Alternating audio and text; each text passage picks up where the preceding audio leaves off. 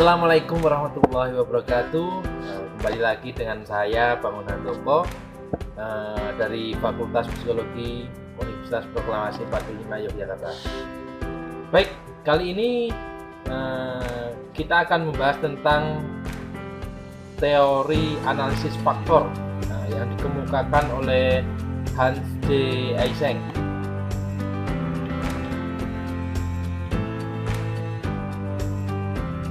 Kita bahas lebih dalam, simak video berikut ini.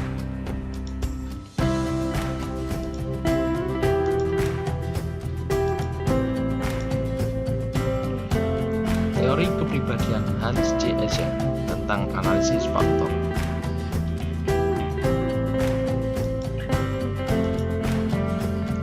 Profil singkat Hans J. Eysenck. Hans J. Eysenck lahir di Jerman 4 Maret 1916. Ayah dan ibunya berpisah saat Eysenck masih berusia 2 tahun. Eysenck kemudian dirawat oleh neneknya. Eysenck mendeskripsikan neneknya sebagai seseorang yang tidak egois, sangat peduli, berjiwa altruistik, dan secara keseluruhan terlalu baik untuk dunia ini. Eysenck hidup bersama neneknya sampai usia 18 tahun ketika Nazi mulai berkuasa. Pandangan dasar teori kepribadian menurut Eysenck. Kepribadian berasal dari keturunan dalam bentuk type dan traits. Kepribadian adalah keseluruhan pola tingkah laku aktual atau terlihat maupun potensial atau tersembunyi dari organisme, sebagaimana ditentukan oleh keturunan dan lingkungan. Menurut Eysenck, ada 4 sektor utama yang mengorganisir tingkah laku, yaitu sektor kognitif, sektor konatif, sektor afektif, dan sektor somatik. Keempat sektor tersebut saling berkaitan satu sama lain dan membentuk suatu kesimpulan dari hasil analisis faktor.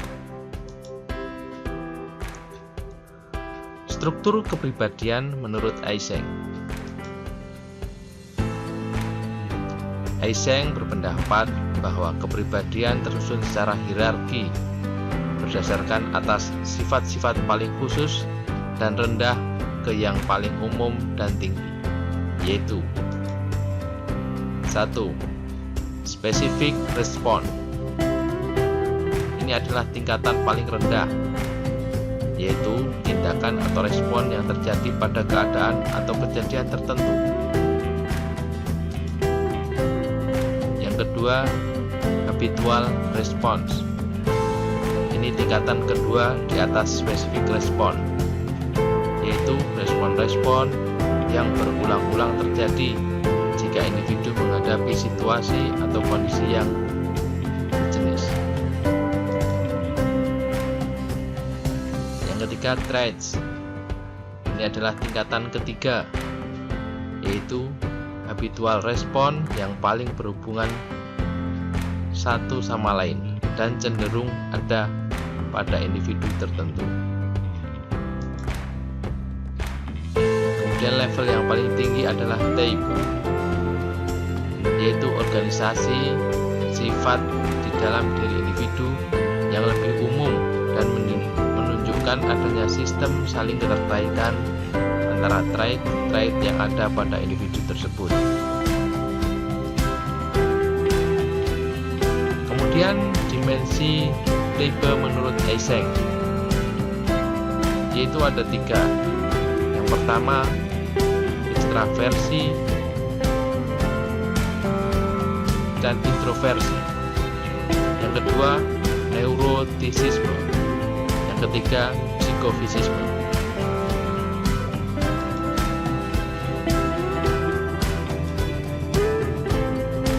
Berikut perbedaan dari ekstraversi atau introversi, neurotisme, dan psikotisme.